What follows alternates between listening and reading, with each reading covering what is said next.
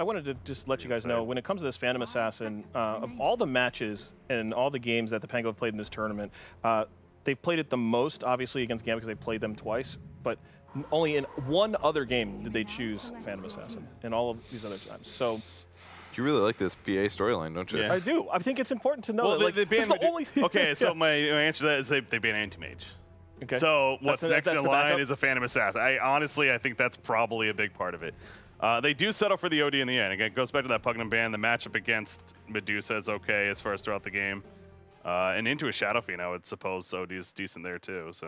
Yeah, OD is just good against Medusa, basically. Yeah. I think it makes sense. Sanity's Eclipse, 40% mana gone. All right, so let's hear who you've got in this game. I'm gonna go Gambit. They look like the better team. I think the Pango's tunnel vision on this idea that Phantom Assassin's gonna work, and I just think they're finally starting to hit that wall. And I'm gonna go with Pango this game. I'm not super confident. Gambit's an easy pick, but they got CK. They're gonna build the Feasible Blade on Phantom Assassin, and Gambit is not gonna build Medusa eggs. Because they're fucking idiots. But PA's going into Fusible Blade. So obviously Gambit is going to lose. All right. Well, Loot.bet says that the Pango are not going to win this particular game, and that you've got to put $1 to make $2.56 on the Pango, and $1 gets you $1.43 on Gambit. Rob, is there any way that I can get a discount? Oh, is there a way to get a discount? Yeah. No, but you can get a bonus It's not a discount, if you use Valentine as your promo code. What's the difference? Almost set up well. So legal. Here we go. It's probably Let's legal get it done. definitions. Well, I'm ready for game number 2, and I'm happy that our panel is split. They might, I mean, they may be making a little bit of a joke of that PA on the side of the Pango, but, you know, maybe this time it will work. They got an OD this time to pair up with it, which is obviously a lot better against that first phase Medusa. I was surprised to see Medusa pick that first phase. Me too.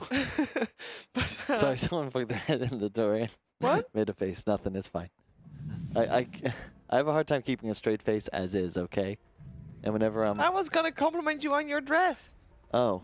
Well, thank you. I actually made it myself. And then you made this... Because I don't know why. Did you have a tough time keeping a straight face because of our outfits? No. Oh. No, someone like just opened that door and like stuck their head in. Oh, I didn't see that. That wasn't the other Yeah, side. exactly. I was you were looking at me, I was looking at the door. But that reminds me of yesterday. Oh. Me and Kevin were sitting down and we were going to commentate together. So it was best of ones. And we were waiting. The panel was doing panel-y things, and you weren't here. I think I told you this actually already yesterday, but I'm not sure. But we were sitting down, and then some guy just walks up. Oh, yeah. And he has this massively confused face. Yeah. And he looks at Purge and me, and he starts talking Ukrainian. Uh-huh. And we're like, we don't understand Ukrainian. Like, sorry, we only speak English. And he speaks a bit of broken English, but why are you outfitted like? Like, whoa. We're part of it. He was apparently very hangover. That's at least what Valerie said, our talent manager. But I can only imagine how confused you would be if you just, you know, you have no idea. Then you all of a sudden see two people sitting in angel outfits. Let alone the angels or footy pajamas. I'm not sure what's worse, or well, weirder rather. I'm not saying either is bad. It's quite comfortable actually. It is, especially the onesies are very comfortable. There is a movement in certain areas of America to bring back like male skirts. I can understand why. It's nice to get a little bit of a breeze, you know what I mean? Speaking of movements, Immersion jumping forward, moving on to Naive, who is trying to farm top lane. And overall, I mean, we got an aggressive tri-lane with a Medusa. That's not something you see every day. So I agree with certain elements of why like the Pango's draft is good, but, or rather, agree with the panel rather, but Tide is so strong. And it's a hero I think is like radically underpicked at the moment. And when you think about team fights, like you have this super high reach advantage thanks to your Earth Spirit, and then you also have the Afterlife Tide that I just don't know how you fight into this. Like sure you have BKBs, but it's that same story where I feel like once those BKBs of the Pango wear off, they're just guaranteed to lose an engagement. But this time I feel like they got a bit better team fight themselves to be able to deal with that. Obviously, Tidehunter still triumphs that. Whoops, a roll misses Immersion. Actually, it could have gotten a kill if he hit it on Slayer, but, well, he'll just, you know, just roll it on by. passing on through. So you do favor Gambit's lineup in this match because of the Tidehunter? I just think they've been playing better, really. I think the drafts are even enough that when you consider that it's another scenario where I feel like they just have an easier time winning the game. They need fewer fights. Yep. Like one engagement that they just roll over. That'll be it. And a lot of it will come down to how well this Shadow Fiend plays, but from watching him play the Ember, I think this is... Like, Ninja was like the first guy to popularize SF. He was the one that started doing the Arcane Smack before anybody else. And regardless of whether or not that's his build in this game, I think that he's certainly someone that should know how to win a game. I would imagine so. Actually, I got a question, because we know Kuman is a stand-in, and we've seen the Pango play with him before. We have only seen him be mid once, but he has given up the PA, who did just get a First Blood with Slayer, but NaVi is the one playing the PA, and Kuman is playing the OD. Is that, do you feel like that is maybe sign of them recognizing that something's off, or what could, why could they have swapped that like that? Well, that's, I mean, they lost. So they did. Trying to switch it up, and that's one of the downsides of swapping rosters, is the moment you as a team decide that your roster is not complete, whether that's roles, players, whatever. Well, it's a stand-in still. Sylar will come back eventually. Are you sure? Yes, because it's just a stand-in for this tournament. That is 5 stacks to Shadow Poison. Ninja has to be so careful if he tries to come back to the lane, which, well, he probably won't do. Slayer will actually fall here as well. And, well, Ninja's fine. Well, yeah, point is, when you have new rosters or you're constantly swapping, you change too much at times. Or you're not thinking as a team, okay, what do we like to do, what's best? You're thinking about whether or not things should be changed, things should be replaced perhaps, and it just makes it a lot more difficult to stay on top of things in comparison to top teams that are just like, yeah, we're going to keep doing what we're doing, maybe a tweak here and there, but we're not going to change the core of our understanding. And when you swap roles, that's pretty much what you're doing. Changing the core of your understanding how to win the Dota 2 game. We'll see if it pays off, though, because the last time we saw NaVi switch to the carry role, I believe it was a Juggernaut that he then ended up playing, and he did dominate with it. Like, there's a reason this guy is, his main role is the carry. He's just a better player than Kuman, to be fair. Yes. I think you could argue that if you could clone NaVi, you'd prefer to have 2 of him than 1 of Kuman. That sounds very mean, but you are correct. I mean, that can be said about a lot of things, though. Yeah, it's like, that's like my dream Dota team, at least. Clone NaVi? No, clone myself.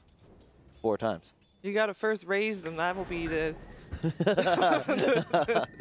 It would take some time. That'd be a hell of an investment. That would be the torture. What do kids cost? Like $400,000 to get them to 18? In America, sure. Yeah. Even then, they might still hate you. Oh, Ninja with the rotation of ZyODPixel. He is not long for this world. Nice rotation. We obviously had the Earth Spirit rotate as well, and I kind of feel like that was... I mean, that did look like Kuman was just really comfortable on the OD. Perhaps that is the reason why they swapped. That Kuman is just more comfortable on OD than NaVi would be. Because Kunkka is also a NaVi hero. That's a good point. I don't think Kunkka's... He's a man of the world. He's old enough. He should... I don't think he'd be too naive. I wouldn't think so either. Especially not after his Tidehunter encounters. 4 stacks. They just got cleansed off. That's Kraken Shell for you. Did they deal damage? I didn't think they did. The sun barely does damage, but it happened at the exact same time as the Shadow Poison stack, so it was hard to tell anyway. I thought it would do the damage, but it might just cleanse, actually. Oh, ZyODPixel rolled upon and killed off. Still gets the 4 stacks off, but that's not gonna kill a Tide. Shouldn't kill a Tide. Which will soon... No, he won't die.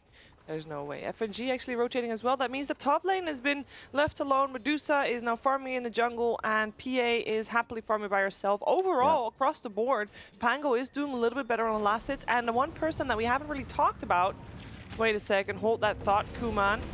Under siege right now. He has got the Sanity's Eclipse available, but it will just tickle Ninja a little bit and burn a couple of mana points there. Perhaps ZyODPixel can get a kill off the back of it with those illusions chasing him down as well. And indeed, the 2 stacks of Shadow Poison proved to be enough for some revenge. But the Ghost Stick CK is what I want to talk about, because CK is, I would say, the hero of the moment. We've seen him banned. He is like up and coming. It doesn't seem like he's fully figured out just yet.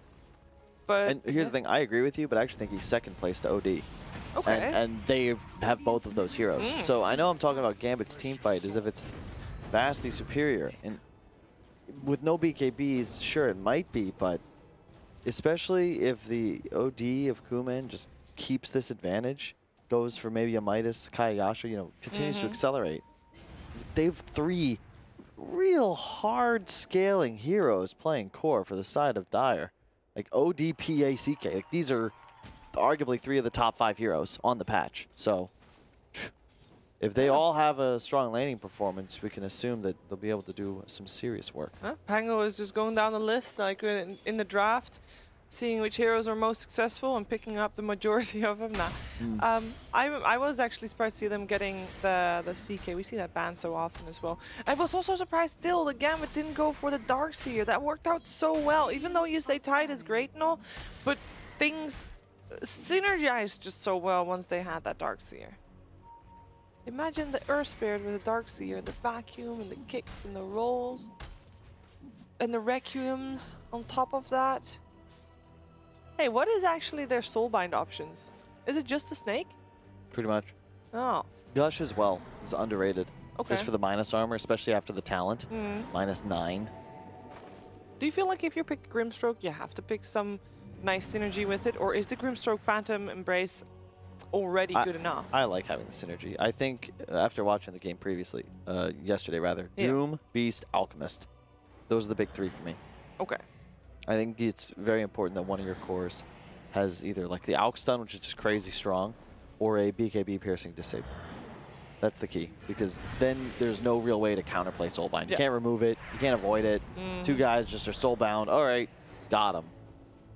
They're both stunned and or doomed. That is pretty strong. We'll see if maybe we'll see some items that will be used doubly or something like that. I mean, double hex eventually. Yeah, you know, dream hex. big. Yeah. By the way, if there is a nice soulbind for Gambit, there's also an Astral Imprisonment and a Disruption. So there are 2 ways to save your teammates if you're the Pango, which is actually very nice. And I think, I mean, we see this combination more often, but it is something that it's also not underrated, because I think the teams rate it pretty highly, but it definitely should be highlighted every once in a while, that the save potential is just very big, especially if you do have wombo combos that you can just stop in their tracks. Immersion, getting Ice Pathed up, that's always a nice follow-up of the Disruption. And the kill is going the way of Naive. That is just textbook Shadow Demon Jakiro ganks. Yep. It's a great combination. And I like that Pango took Jakiro 3rd.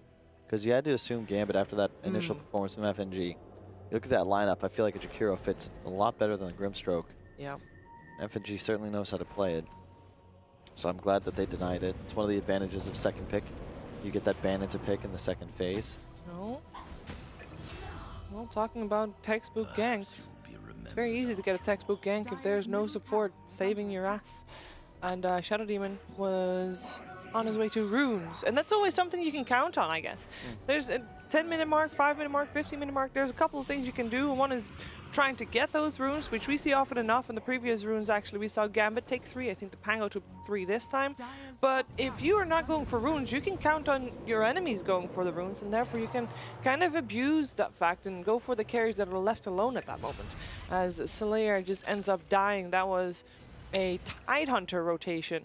Yeah, but the thing is, you look, the entire Radiant lineup is top. Yeah. It's 10 minutes into the game. They've abandoned middle and bottom, and OD isn't even in one of those lanes. So, in a sense, it's cool because you have a Vlad's on Tide. You want to group up with your Dusa and just start shoving towers. He doesn't have Ravage yet, though. Yeah, but this is, they don't know that, though. Okay. And this is still the team fight advantage from Gambit, is that pre-BKBs, it's just near impossible to fight into the Afterlife Ravage, especially since he has that aura item up so early. You can see they understand what their game strat will be. Arcane's mech. SF's going to become more of a tank. Their goal is going to be to live through the initial onslaught of the Pango, try and outlast the ultimates, ensure that they can just kind of kite through these BKBs, and then they'll be able to turn around fights with the damage, like a lot of damage reduction, and they have a lot of big ultimates. The Stone Gaze, the Ravage. You can't run into this as Pango, and their job, they want to hit and run. And that's very difficult to do when, you know, there's an armored car driving through the jungle in front of you. That seems like a pretty Tough ask indeed. Zayac will get the magnetize on him. Perhaps Ghostic can get some revenge here. Immersion getting stunned up, but he can still be fine. Especially with Afro Ninja, just making sure that Ghostic doesn't chase that further. There is reinforcements on the way though, PA one of them, but with the roll up to the high ground, Immersion, he will be fine. And Afro Ninja, oh, threatening with the Requiem. He has got also a couple people fairly close by. That is scouted out by the Pango though, and I meant mostly Tidehunters were not walking away, but he was still in the jungle. That is always something because these fights can last fairly long sometimes as well. So it's enough time for people to teleport in or to walk in and actually turn the tides, which I didn't mean to make a pun, but it did sound nice. Yes, you did. No. Yes, you did, Sheeves. I'll try not to use it again. No, do it. I'm going to use it now. Okay. But then it's like... I love the visual of someone at home having a nice cup of tea, watching this cast, just groaning at the terrible puns that someone has made. No? No. You don't think I'm punning? I've seen plenty of people. Nice kill on Gambit FNG. Yeah. Just gets caught out of the tower. Got a lot more points. Actually, never mind. I guess there's no tower anymore. By the way. Where a tower used to be. Yeah. The ghost of the tower still remains. That's a Jakiro. And then Jakiro is not afraid to fight back, especially not when he's under the tower and Zayac is coming in to try and defend him. The disruption is there, but the follow-up not, because the Hawk came around and it looks like we have Gambit wanting to make a play. Nice ice path. Kuman turns around with the set of these Eclipse as well. The Ravage only captures Kuman. Is there a disruption to help him out? Ooh, the Astral Imprisonment will save him instead. In the meantime, Afro Ninja, he gets picked off. Zayac is just able to stack poison after poison, and he is definitely the one doing so much damage this fight. The Hog now sees no other option as to Stone Gaze and teleport himself out. They can't stop him from doing that. It was a 3-for-1. They still managed to kill off the OD, but weird engagement. That was... They walked onto the Astral just to catch the Ice Path as a tandem, and the Stone Gaze was held for such a long duration. Well, that was only used as an escape as well. No. You can see the benefits, though, now of the Jakiro pick, where you're going to max this Ice Path early, and you've got a double banish and the CK stun to play around. So even when used defensively, you can Ice Path on top, and these multiple melee heroes, SF trying to get in range to close nuke, it's tough for them to play around the idea that as this guy pops out, there could just be an Ice Path coming down that you'd be walking into, and ooh, look, we're going, what's it called, tobogganing? Snow cave. No, the Olympic sport, bobsledding. Doesn't it feel like that? Can we then turn the monitor more like oh, one God, quarter? I'm getting a headache. Oof. Yeah, don't look right now.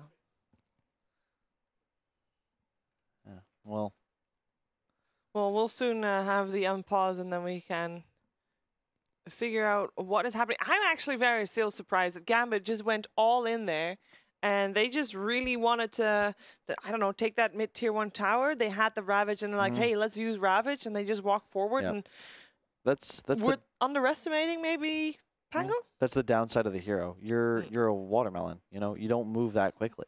So you want the enemy side to be jumping into you, and then you're turning around with the Ravage. Being aggressive with it is very difficult. So when you only clip the one hero and it's that far away from you, it's just not as satisfactory. You're probably not going to come out ahead of that team fight. I think he needs to average like 2.5 heroes hit one Ravage if they want to win these engagements. Yeah, again, just the OD is just not enough, especially not with 2 ways to save. And even though Zayac wasn't able to save with his disruption, the Astral still was there, and it was still fine just to buy some extra time. And that's worth dying for as well. There was Stone Gaze, that was Ravage, long cooldown, and 3 kills. It's a great fight for the Pango. Yeah, you take those. Yeah, you do. All right, let's see if Gambit wants to try and make an extra move, because I don't know, do you think they feel any pressure or something like that? That they went like, because a movement like that makes you think that they want something, right? A tier 1 mid might be one of them. I think whoever takes the first tier 1 mid's going to have a pretty nice foothold in this game. Slight level advantage for the side of Gambit, but that's really just because FNG is suffering on the levels. Supports of the Pango are certainly ahead in that regard. Oh, Purge coming out. Afterlife does get a gush out. Where's his team? In comes the Stone, trying to buy some time. 4 seconds stun as well, but he makes it to the shrine. That's enough for the Pango to not try and force the issue. Still, of course, pretty scary to fight into that. They might look to smoke. They just transferred it in to the Earth Spirit's regular unit. Well, what do you call the non-backpack? Where does he take it? Like he takes the backpack to what? To his items. Regular slots? No, it's like what holds the items. Oh, slots. Into one of his slots? Yeah. I don't know if I like that. We come up with this word, like a word. Into one of his... What about the fanny pack? Because I'm that's sure there's accessible. a word for it. I'm sure there's a word for it. Think? Yeah. Into his items. Okay. Zayach. I'll accept. Kicked. Tries to buy some time as well. His teammates come in with the Phantasm as well, but the Ravage is there. The Ravage already finishes up Zayach himself. Ghostic. His Phantasm illusion still somewhat alive, and Kuman at the back end does fall. He tried to go for FNG, but couldn't get the kill. 2 for 0 for now in favor of Gambit. Naive.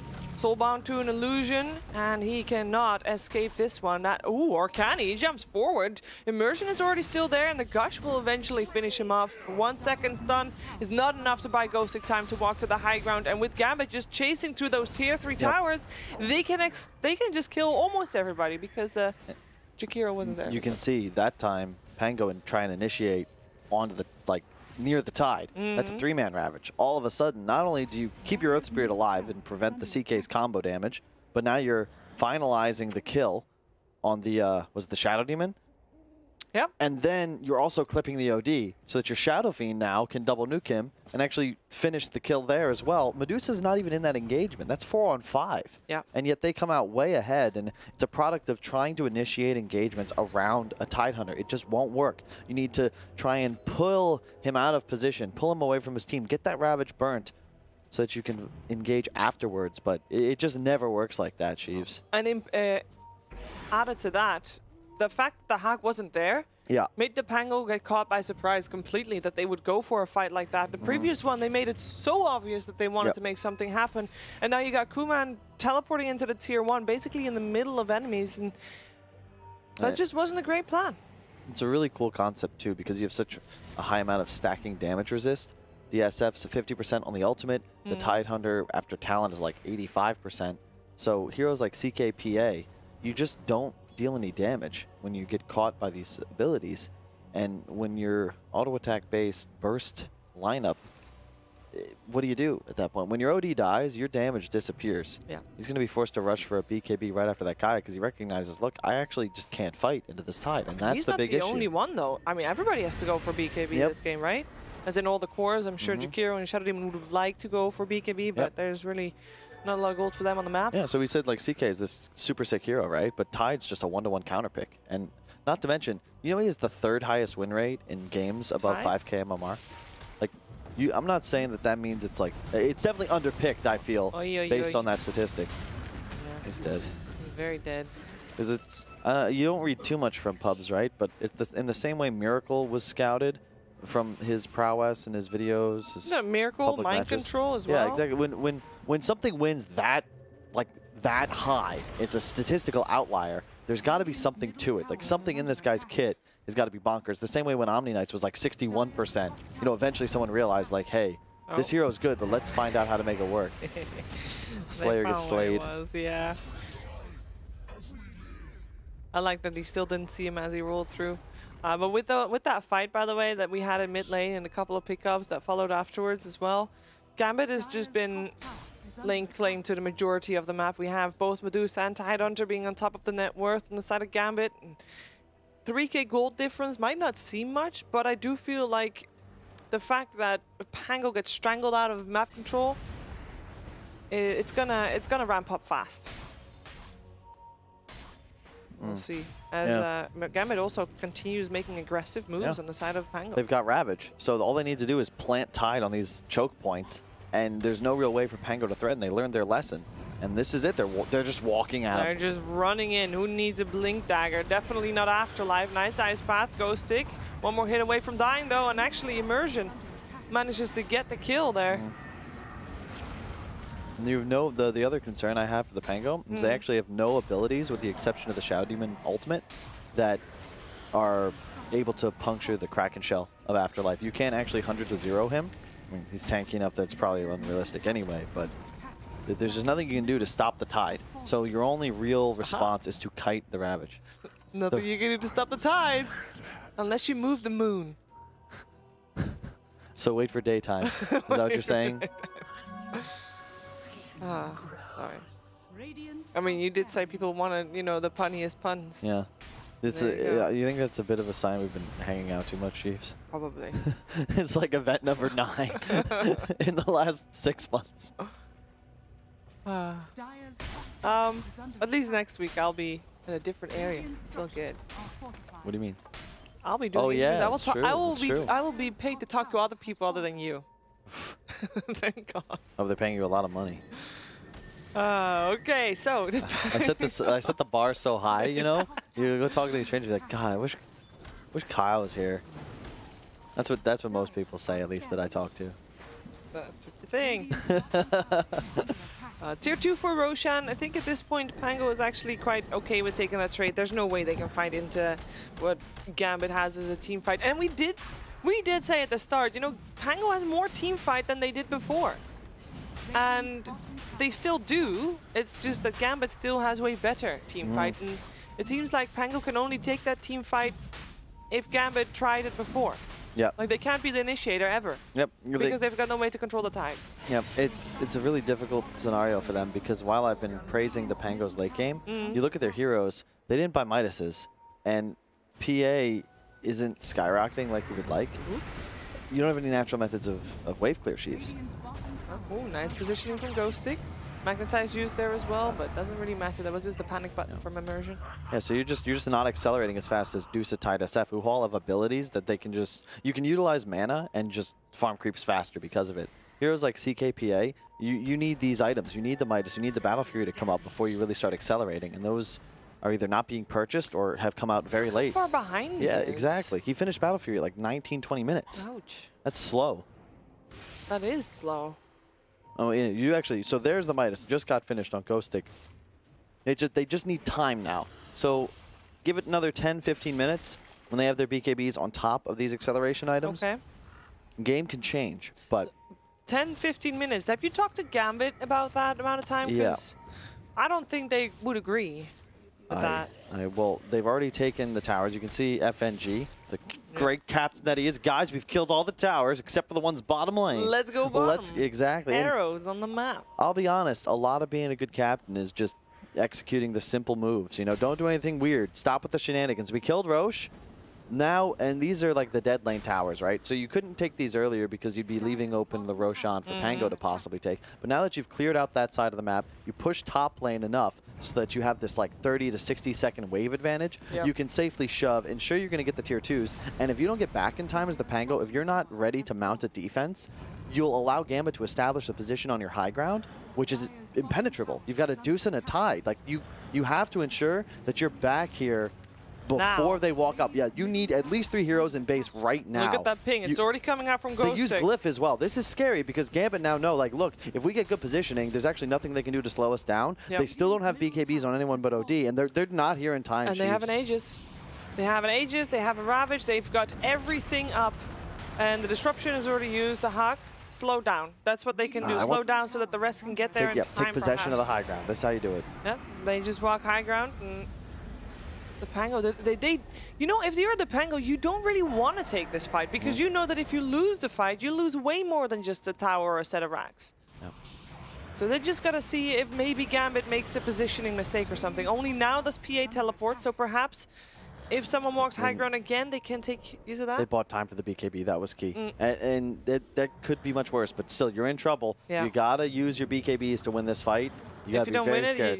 It's going to be a repeat of game 1. Yes. If your BKBs go down and Ravage is active, you will lose this engagement, just like they did against the Darkseer Vac combos. And they're going right on him. Zayach target kick back as well. He is going to be the first one to die. The Ravage hits as well. The Aegis at least got burned. They did throw everything they had on that Medusa. Can the Pango follow up with more kills? Stone Gaze comes out, and the fight, basically, the Pango can't fight now. At least Naive jumped to the high ground. The tier 3 is still standing, and perhaps this is the fight the Pango needed. They did have the buyback on Zayach available as well. Immersion in a lot of trouble, but he's making sure that Kuman is basically busy with the fight.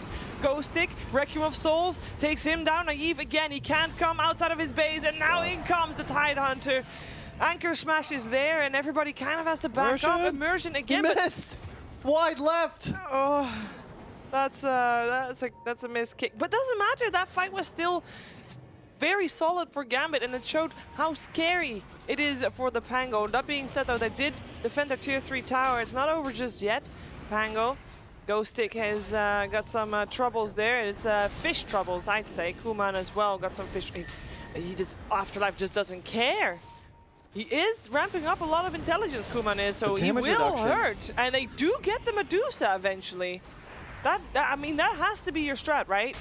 Do not go for the Tidehunter. Just let him do things and then kill off his team around him. And that is exactly what is happening. He will also be able to teleport himself out of there. But they did lose a lot of cores. The big issue there, the Medusa actually long TP'd to the top shrine where Grimstroke had already gone to. That's why it was interrupted there. So they're forced to take this engagement, whereas they would have preferred to just get the hell out of dodge. 2 buybacks were forced, and you can already see the difficulty. Pango, even though 2 players were BKB during the Ravage, they still can't really stick around in the engagement without that spell immunity. Tidehunter is just represents so much damage reduction. And if I'm not mistaken, doesn't SF's ult do damage reduction through BKB? I'm surprised that he held it for that long. I'm looking at Purge. He's nodding. He's nodding. Unless it was changed in like a couple of patches ago, I'm sure that that's still how it functions. And I'm surprised he didn't lead with that. You know, reduce the damage, save the Ravage, instead of the reverse.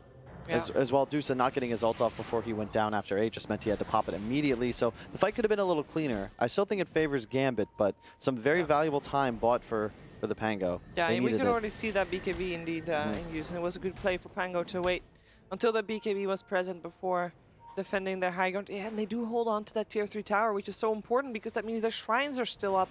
And the shrines are important to have up because you can only imagine that Gambit, the next time they want to go high ground, they again want to do that with an Aegis in their pocket. And those shrines up means that Pango has just a little bit more control over maybe trying to contest Roshan. I say maybe because it's probably not going to happen, but you can at least have a chance. Yeah. Unfortunately, Ghostic did have to die back for that one. That cost him a lot of gold. You can see his net worth. He's very sad. I actually think Zayak is more important. I think the only reason, they didn't just lose that game right here was because Zayak's disruption and Shadow Poison spam is clearing our creeps and forcing Gambit to take out these illusions. In addition, it's easy setup for now more stuns to come off from the rest of his team. If he disappears, there's nothing that actually keeps the cores of Pango alive and no one that can actually poke down these creep waves. Theoretically, Jakiro can with his Macropyre, but that's a one-time only deal here. And he's just too squishy to be able to reliably go up and try and hit people with Q. He did have to buy back for that as well, though. He was kicked first down the stairs by immersion. Rude. Rude. That is actually punishable. It was all because the Lotus Orb was used by Afterlife onto the Dusa, so he ended up disrupting himself in addition to his target. And it looked funny because the disruption animation wasn't actually there. It was just gone. Just missing. I'm like, there was a hero there, but there wasn't at that time. So if you're at the Pango, you know that you bought yourself time. You know you're still behind. That much is clear, right? How are you making sure that you're going to be in a better position to defend your base or maybe to get some pickups? Wait, hold that thought. Disruption coming out there. That is on the Shadow Demon, but there's no follow-up yet. There is an OD and a PA. We're very close there. You don't want to fight, Pango. You got to run. You got to get out. Look at how fast Gambit is there. They want to fight. If you're initiating, Gambit will be there in full force. So how do you deal with that knowledge, basically, if you're the Pango? Is it itemization? Can they get something that will help them survive or It's more about the way they approach engagements. It's got to be this concept of buy time in fights, get Gambit to spend their big abilities, notably the Ravage and the Stone Gaze. Once those go down, you can actually commit hard. But until then, your job is to poke and prod, get these abilities spent, and then utilize that the freedom you now have to just go. Yeah. But if you try to do so beforehand, it'll be more of a repeat of what we saw way earlier in the game around the tier 1, tier 2, where you're trying to kill this core, then there's a 3-man Ravage, and you've lost the fight hard. And again, I look at Afterlife's itemization. Look at the way the Deuce is playing. Like, they understand as Gambit how they're going to survive. Like, they're just going to survive. That's how they'll win this game. They don't have damage issues. They've got -9 armor every Tide Gush. SF's walking -6. So -15 armor on the target they go for. That guy's dead. You have a Deuce as well. Grimstroke for the Soulbind. Like, It's just good. The Greaves on SF, yeah, his damage is low, but again, they don't have issues with that. It's all about just staying alive, staying alive. All right. Baby. Staying alive sounds so simple. I wish Pango knew how to do that. Because this game is actually a lot more even than the previous one, I find. Even Indeed. though, you know, we're kind of doom talkers about what the Pango's prospects are here, they are in a better position than they were previous game. It feels rough because the Pango, like, they all had to buy BKBs just so that they could survive to this point.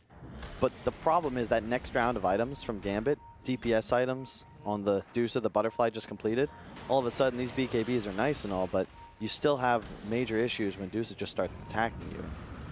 Like we've been saying, those BKB durations, they're going to fade. Yep. As that item, the earlier you pick it up, the less value it will be later on in life. And it's going to be your concern. Sheeva's coming out for... That's so much damage reduction represented just by this Tidehunter. And he's already quite a ways into that Sheeva's as well. He's sitting on 4K gold he's sitting on. That is one rich fish. Watermelon. Yeah, same thing. Close enough. Looks like more of a... I don't know what that set is. Looks like a dinosaur. Think of like a overweight Loch Ness monster. Or maybe just a yoked Loch Ness monster. I don't know. It's sort of like bodybuilders, you know? It's impossible to... Or not bodybuilders, but like, you know, the strongman competitions? Yeah. They always got a bit of a belly because to get that big, like, you need to be big. You need to eat so much. Yeah. So it's tough to tell. Like, how is like, Tide's physique? What are those things called on the water? In Dutch, it's called them like waterpock and water pox, like the thing that just stick on you and your fish, or a pole in water and stand there long enough. Things that grow on poles in water. Go stick. It's fine. Just What? gushed. Muscles, you mean? No, yeah, I meant the Barnacles? pox. You heard it. The whales have them too. I think, what? Whales have them on their belly sometimes. Like cleaner fishes? No, I mean like the little white things that look like Pox? water pox. I don't know what a pox is. A pox is like a pox on you. It's like a hex that an old school witch would cast. No. It means like a plague or a sickness. Wait, maybe this is maybe I'm thinking. Sheev is Googling, so I'll take over Ray for a little bit. A nice D-ward deny from Slayer. Gambit. Oh, we have a disrupt onto the Medusa, but don't think this will be too much yet. Pango, they pop BKBs. It might be a little early, but Immersion's just going to get killed. Looks like he's just standing out in the middle of the arena, gets Ice Bath. He goes down, a Soul Bind as well, but Doxic's already half HP. BKB's on cooldown. Yep. Gambit, they will fight without their Earth Spirit. They don't mind that one bit. Ghostic will be the first target. They silence him up as well. He can't really run away from that, especially not with the Scotty there. And the chase is on. Ravage being used as Afterlife jumped forward. Got a Ravage on 3 by the looks of things. Kuman is trying to survive. Naive, same story there. They know they cannot fight this. They know they just have to buy time. And actually, I'm surprised that Zaya just not trying to help Kuman there. Actually, he is. There you go. Disruption coming out as well. But the OD is very low on life. He will survive for the moment, though, because he could blink away. And he actually is able to help kill off the SF together with Naive, because Naive also is there for his teammates. Saving people left and right. Now it's Medusa and Tide left alive. Tide, of course, only because he bobbed back after dying. That fight, it looked like it was going the way of Gambit after that 3-man Ravage, but it took so long for the rest of Afterlife's team to get there. This is also why I am a huge adamant? I don't know, whatever it's called. I argue people should spend their damn money, Sheeves, because Tide, he easily could have had Sheeva's finished. He did buy the blink so that he would have enough money for buyback. But I would argue if he has Sheeva's in that fight, OD doesn't have the attack speed to be able to land all those attacks and finally get that kill. And you can see why Tide is weak against the OD. He, yeah, sure, he doesn't do much damage, but he's still stealing that int. And when he drops that hammer, my God, that was... he was just gone. Tide would have been dead for near another extra half his HP pool. And he is so tanky, so he can tank those hits so long that int is just racking up on the OD constantly. This is, of course, all fights because Roshan is back up. Both teams are aware of this, and both teams really, really want it. You gotta be careful. There's no Ravage, though. Slayer, though. Oh, boy, what you doing? Slayer is running away. He does do a lot of damage to Immersion. It's not enough, though. Zayach is actually the one doing most damage to Immersion. Ooh, that is naive. He has to run. He's taking a lot of damage there. Afterlife, he has to choose targets. Goes for Zayach, actually. The dagger will not slow Ninja down because he pops his BKB for this Shadow Demon kill.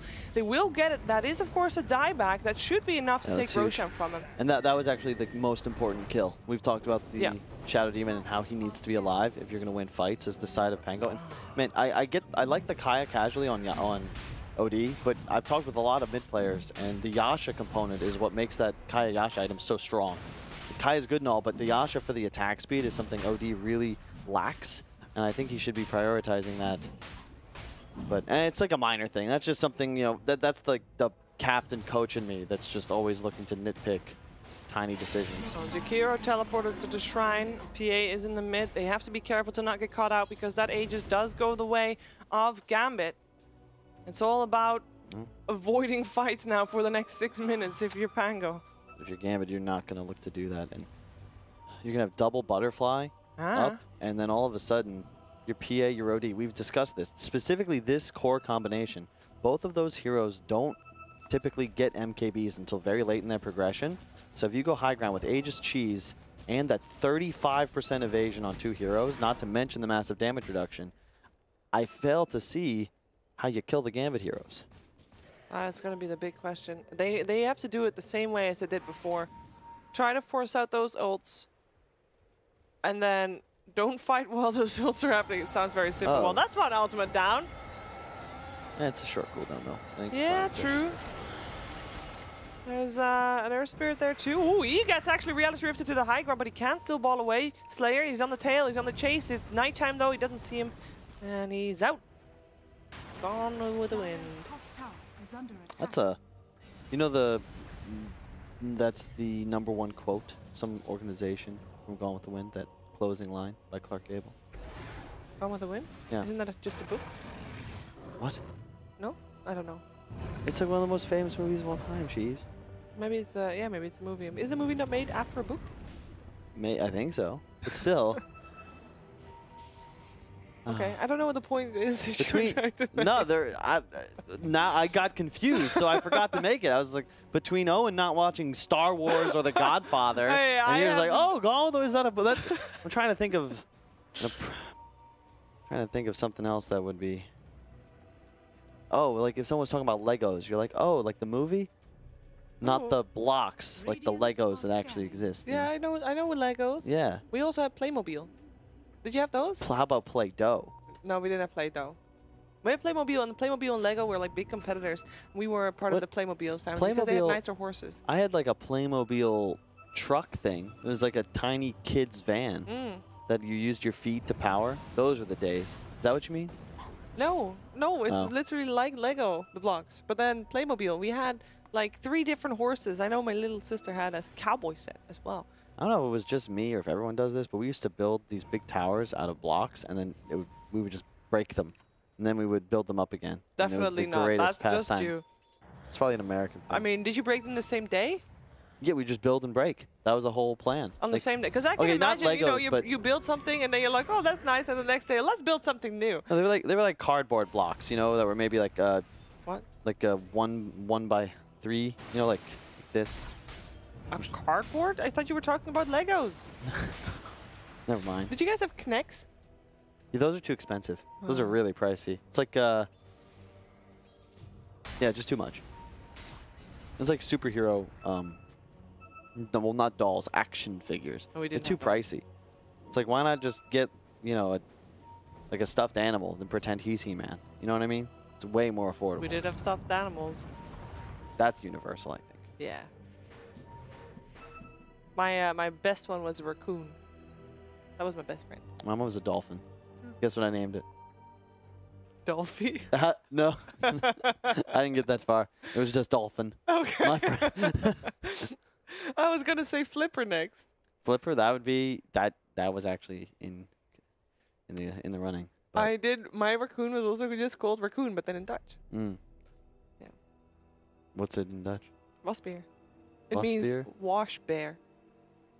Oh yeah, because raccoons. Yeah, that's good stat to stare with the stream. Actually, raccoons are famous because they wash all of their food. Well, we got that. We got that plushie for free with a, like a couple packs of washing laundry detergent. So it was their staples. Like you have a raccoon with it because Well, see, once again, they're not really ready on the high ground, and that's a cool play from Gambit. That little movement gets 6 seconds of damage onto this base later on because Glyph is burnt, and it allows you to push with a lot more confidence. Yep, a mid lane's pushing in, so the backdoor protection is about gone.